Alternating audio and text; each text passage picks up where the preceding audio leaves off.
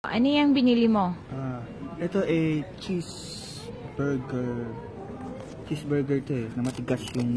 So, ang difference po niya, yan. Ang dami niyang patties. Hindi siya ordinary. Pero ang tigas ng ano niya. Tigas ng tinapay. Ang tigas... Yung mga tinapay na haba. Oh, parang ganun po. Kasi hindi siya katulad sa atin sa Pinas tsaka sa ibang Southeast Asia na malambot. Ito matigas to. Tapos ito, ano to? Nutella, bread banana, crepe. Yan po. So, to try. Oh, yun o, ang tigas niya.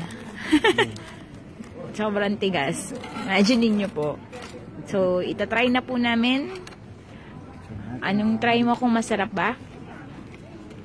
Ano lang siya? Ano lang pala to? Sige, try mo nga.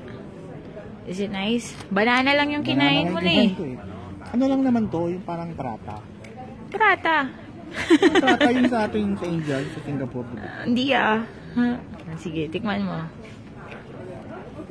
Prata talaga. Doon mo talaga compare sa prata.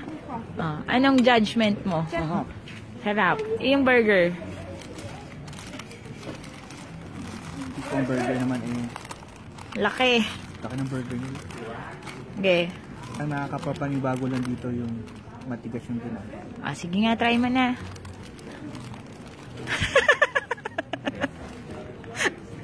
Anong masasabi mo? Parang biskotso. Sobrang sarap, parang biskotso. Parang biskotso yung tinapay nga. Masarap naman. Parang biskotso nga lang. So guys, kakain mo namin ng biskotsyong burger namin. Saan ito? Bye!